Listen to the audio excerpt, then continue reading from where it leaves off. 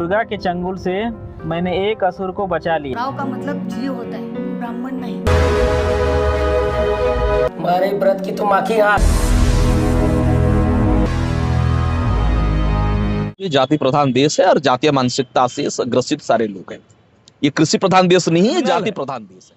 जिसके खिलाफ कंप्लेंट की जाती है वो बेखौफ होकर और क्राइम करता है। खुली छूट दे दिया जाता है। पार्टी के मैनिफेस्टो में कास्ट इनहेलेशन को, कास्ट एट्रोसिटीज को खत्म करने का, रिजर्वेशन को पूरा करने का नहीं हुआ। अभी जो शहर में सांप काटे का इलाज करता था, जब तहखाने में झांके देखा के सांप के ठिकाने वहीं से जैन वहां पे मस्ती कर रहा है, मसाज करा रहा है, सब कुछ करा रहा है, पता नहीं उसके पीछे और भी क्या होता होगा।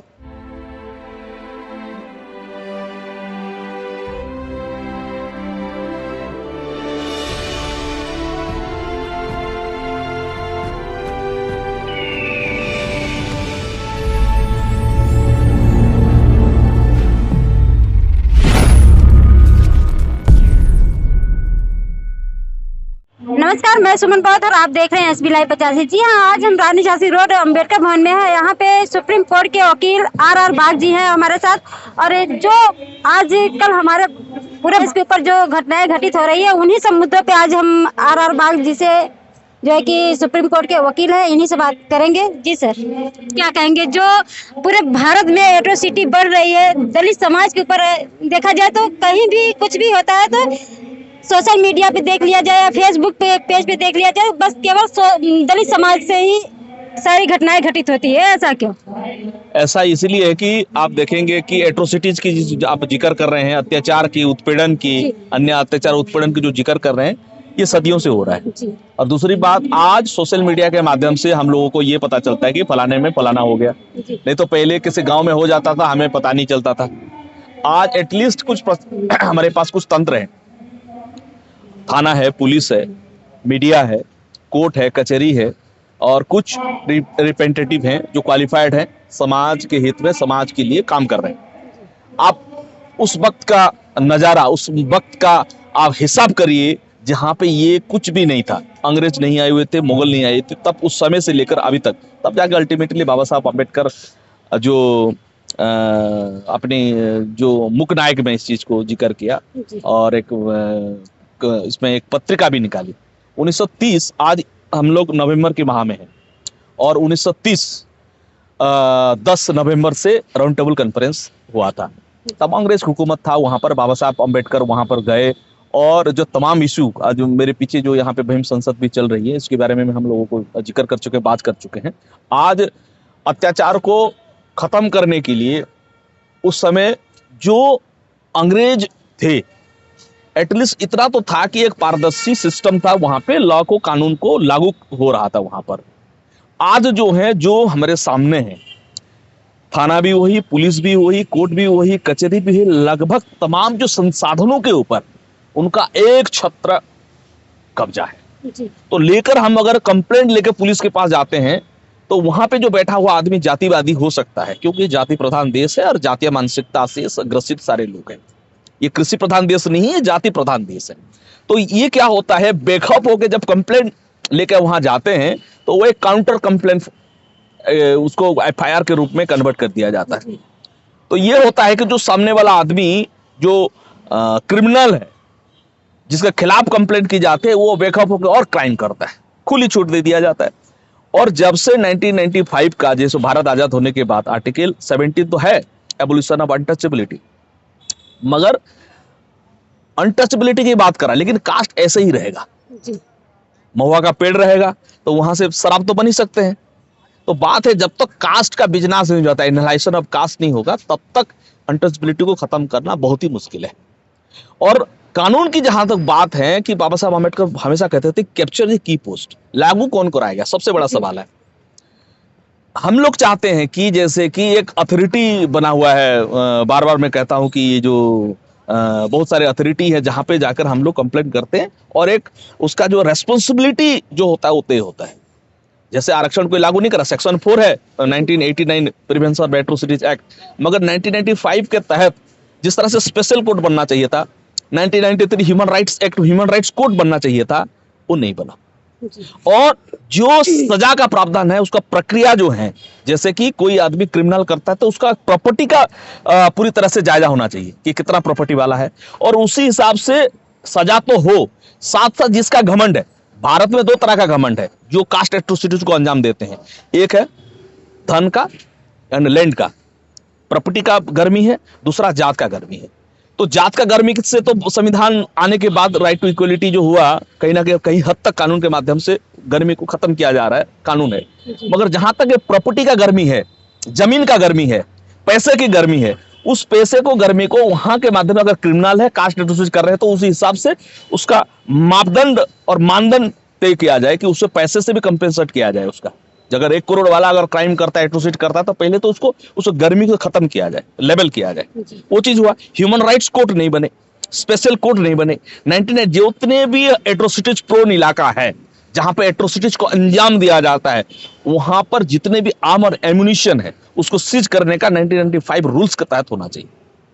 और एक प्रक्रिया है, जब तक यहाँ पे जो इस समाज के, खास स्तर के बहुजन समाज के एडवोकेट्स और बाकी जो कार्यकर्ता लीगली, वो लोग एक लीगली एक्नॉलेज्ड होना चाहिए, लीगली उनको सब कुछ ज्ञान होना चाहिए कानून के बारे में। कानून तब लागू करोगे जब कानून के बारे में आपको अध्ययन करना पड़ेगा, पढ़ना पड़ेगा, समझना पड़ेगा, तब जाके प्रॉपर कोर्ट में। अभी तक यही देखा गया कि पढ़े लिखे लोगों को कंप्लेंट लिखना भी नहीं आता है, तो कैसे कन्वर्ट किया जाएगा?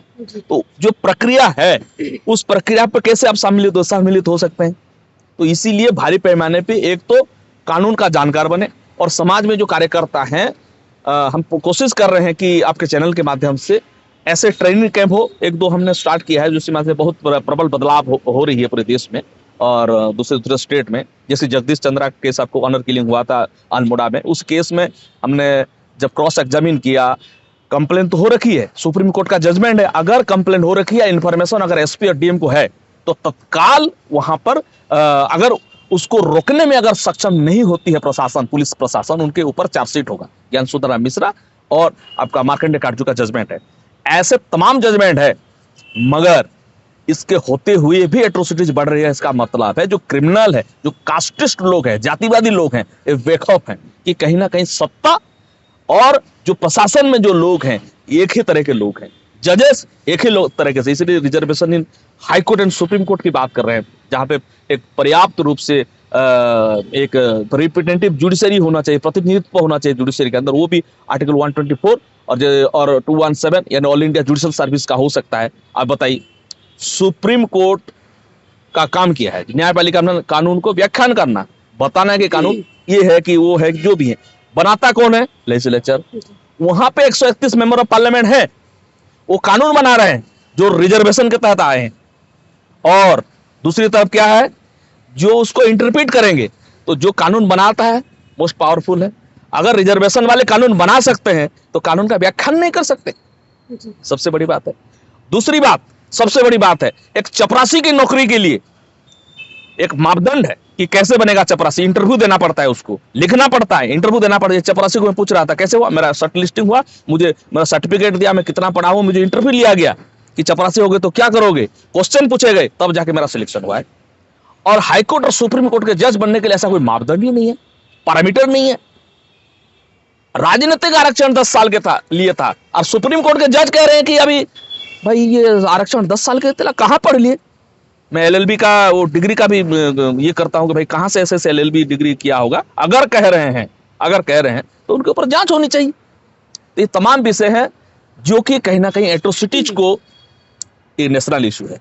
लेकिन दुख की बात है कि किसी भी इलेक्शन मैनिफेस्टो में तमाम पॉलिटिकल पार्टी, यहाँ पे 2024 में हम लोग जनरल इलेक्शन में हम जा रहे हैं, लोकसभा इलेक्शन में जो 2024 का सरकार बनाने के लिए हम लोग जा रहे हैं। लेकिन दुख की बात है कि किसी भी पॉलिटिकल पार्टी के मैनिफेस्टो में कास्ट इनहेलेशन को, कास्ट एट्रोसिटीज को खत्म करने का, रिजर्वेशन को पूरा करने का नहीं हुआ। अभी ईडब्ल्यूएस ले आए, बताइए, गरीब सिर्फ 8 लाख वाला गरीब है।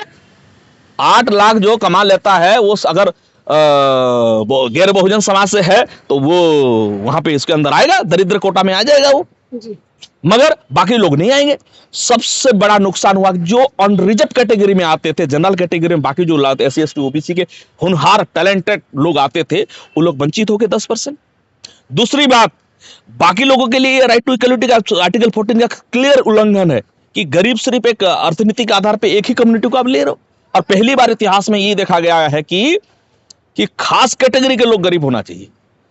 सीधी सी बात, जो एलएलबी भी पढ़ा है ना, संविधान को पढ़ा है, आर्टिकल 14 को पढ़ा है, वो क्लियरली कह देगा कि भाई ये गलत है। तो ये जो तमाम चीजें हैं, जमीन का बंटवारा, गर्मी, आप देखिए को मानसिकता के बारे में अगर आप कहना एट्रोसिटीज बढ़ रही है, क्यों बढ़ रही है? गर्मी किस चीज का है? गर्मी जात का है, जमीन का है। तो सर ये जात कैसे खत्म होगी? जात इनहेलेशन ऑफ कास्ट बाबा साहब अम्बेडकर 1936 जात पात मंडल लाहौर में जो दिए हैं उसके माध्यम से खत्म होगा। कास्ट इज ए नोशन, ये एक अवधारणा है। कब से अवधारणा? मैं फलाना हूं। अभी 700 साल तक आपने तो आपका फलाना कहाँ गया? आप बहुत बड़े पराक्रमी है तो। और 250 साल तक अंग्रेजों ने आपके हुकूमत किया, पता भी नहीं चला गया अभी कौन कौन किसका बच्चा है। 700 साल में वो किसको ये करेंगे? आक्रमणकारी का भी बच्चा औरत लेके नहीं आता है। ये किसके बच्चे घूम रहे हैं? किसके नाजायज बच्चे घूम रहे हैं देश में, शासन कर रहे हैं? कौन है वो लोग? 700 साल के बाद को तो बच्चा नहीं होगा कोई राजा। जो जीत हार जाता उसके वाइफ को रख लेता था। जैसे ये पद्मावत का जो सीन भी आया, आपको ये होंगे, कोई भी आक्रमणकारी कभी भी औरत लेकर नहीं आता है। सर एक सवाल मेरा और है, जैसा कि अभी एक मुद्दा बहुत ही ट्रेंडिंग में चल रहा था, राजेंद्र पाल गौतम जी को लेकर। जो 5 अक्टूबर को राजेंद्र पाल गौतम जी के माध्यम से 22 प्रतिज्ञाएं दिलाई गई और उनको त्याग पत्र भी, मंत्री पद से त्याग पत्र भी देना पड़ा। और वहीं एक तरफ देखा जाए तो सत्येंद्र जैन जो है वो जेल के अंदर उनका मसाज होता है। क्या उनके ऊपर कोई कार्रवाई नहीं हो सकती? कार्रवाई से पहले मैं एक बात कहूंगा जी, जो शहर में सांप के कांटों का इलाज करता था, जो शहर में सांप कांटे का इलाज करता था, जब तहखाने में झांक के देखा कि सांप के ठिकाने वहीं से मिले। तो बात यही है कि एक तरफ आप सत्येंद्र जैन को, जो जेल मंत्री है, सबसे बड़ी बात है 99% लोगों को ये नहीं पता कि वो जेल मंत्री है, वहां पे ऐसो आराम की जिंदगी जी रहे हैं। आपको पता होगा माननीय लालू यादव जब जेल में थे, जब उन्होंने जज साहब को कहा कि मुझे ठंड लगता है, तो उन्होंने कहा तबला बजाइए। और दूसरी तरफ सत्येंद्र जैन वहां पे मस्ती कर रहा है, मसाज करा रहा है, सब कुछ करा रहा है। पता नहीं उसके पीछे और भी क्या होता होगा। डांसिंग गाल को लेकर वहां पे मनोरंजन भी होता होगा, मसाज कर रहे हैं तो और भी क्या होता होगा वहां पर। सबसे बड़ा सवाल ये कानून के ऊपर है। होम मिनिस्ट्री किसके अंदर आता है? Central government. और दिल्ली सरकार जो जेल को चलाता है, आज तक एक ट्वीट भी नहीं कर रहे हैं हमारे मुफलर वाले, खांसी वाले बाबा नहीं कर रहे हैं। और दूसरी तरफ अपन राजेंद्र पाल गौतम का ले लिया। मैं बार बार यही चीज कहता हूं, उस नेक्सस को समझिए जिस नेक्सस के तहत ये सब कुछ कार्रवाई की जा रही है। एक तो त्यागपत्र दे दिए, आप एडवोकेट हैं, एक SC/ST तहत केस नहीं किया आपने। करना चाहिए था कि नहीं करना चाहिए था? जरूर करना चाहिए था। आपके ऊपर पुलिस कंप्लेंट हुए, आपको थाने में बुलाया गया, मंत्री होते हुए आपने एक पुलिस कंप्लेंट नहीं किया ना, डिफेमेशन केस किया। और आप फिर प्रचार मंत्री बन गए, स्टार प्रचारक बन गए। बनिए, मेरे अच्छे दोस्त हैं, अच्छी बात है, मैं तारीफ करता हूं कि भाई 22 प्रतिज्ञा लेना कोई छोटी मोटी बात नहीं। आपके माध्यम से पूरे देश और दुनिया के लोगों को ये प्रचार हो गया 22 प्रतिज्ञा है क्या। हालांकि 1956 में बाबा साहब पता, वो मजे की बात है देखिए कि बाबा साहब को कोई टारगेट नहीं कर रहा है, राजेंद्र पाल गौतम जी को टारगेट किया। वहां पे और भी मंत्री, जो मौजूदा मंत्री भी उपस्थित थे, बहुत सारे लोग थे, देश के कोने कोने से आ रहे, उनका कोई क्वेश्चन नहीं है। तो ये जो नेक्सस है, छोटा रिचार्ज, इसके माध्यम से कहीं ना कहीं आम आदमी पार्टी का निर्माण कैसे हुआ। जब बीजेपी और कांग्रेस ने मुंह काला किया, खराब काम की, देखे कि अभी दूसरा ऑप्शन लोग पक चुके हैं, कभी बीजेपी कभी कांग्रेस, कभी बीजेपी कभी कांग्रेस, तब लोग जाएंगे कहां? समाजवादी पार्टी, बीएसपी और भी जो तमाम बहुजन समाज की पार्टी बनी है वहां जाएंगे। तो इन्होंने क्या किया, एक तीसरा मंच बनाया। और वही लोग, जब से ये आंदोलन स्टार्ट हुआ 4 अप्रैल मैं जब गया था वहां पर, देखा 2011 में वही लोग बैठे हुए, तो धीरे धीरे करके बीजेपी सब लोग जाते थे वहां पर, और धीरे धीरे करके कन्वर्ट हो गया। तो ये नेक्सस जो उनका एक ही है और उसका नतीजा धीरे धीरे करके सामने आ रहा है। वही काम है। दिल्ली सरकार में ऐसा कोई भी डिपार्टमेंट नहीं है जहां पे आरक्षण लागू है। पंजाब में क्या हुआ, लॉयर्स को लेकर, पीपी गवर्नमेंट लॉ ऑफिसर को लेकर आरक्षण लागू नहीं कराया, बाद में फिर उसको दिखाने के लिए ये किया। तो ये तमाम जो चीजें हैं, ये इनके नियत और नीति कभी भी अम्बेडकरवाद को, संविधानवाद को यहाँ पर लागू करना कतई नहीं है। सर एक सवाल और है, जैसा कि आपको पता है कि एमसीडी का चुनाव आ गया है, तो एमसीडी के चुनाव में जैसे बहुजन समाज के लिए क्या कहेंगे? जैसे माननीय काशीराम साहब जी एक पार्टी बना के दी, आज वो पार्टी मतलब 4 साल से जो भी थी, और इस बारे में आप क्या कहेंगे बहुजन समाज पार्टी के लिए? आम आदमी पार्टी में जो 12.14 समथिंग वोट था, तो उसी हिसाब से बीजेपी और कांग्रेस से दिल्ली के लोग त्रस्त आ चुके हैं, तब गए थे, एकदम से खप गए थे। तो यही प्रबल संभावना था कि जिसका 12, 13, 14% वोट है, तीसरे नंबर के राजस्व पॉलिटिकल पार्टी है, वही सत्ता पे आती। बहुजन समाज पार्टी को रोकने के लिए, बहुजन समाज को दिल्ली के गादी को प्राप्त करने से रोकने के लिए ये साजिश के तहत आम आदमी पार्टी का जन्म हुआ। उसी के तहत यहाँ के लोगों को उल्लू बनाया गया। और आप देखेंगे जो वोट प्रतिशत था 14%, 12%, उसी से घट के आज सिंगल डिजिट पे आ गया।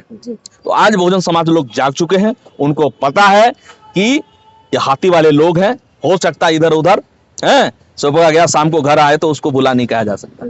ठीक है, तो इसी के तहत पूरी तरीके से लोग हाथी वाले लोग हैं, बहुजन समाज के लोग हैं, जाग चुके हैं। और आप देखिएंगे बहुत अच्छा निर्णय आएगा, बहुजन समाज के फेवर में निर्णय आएगा।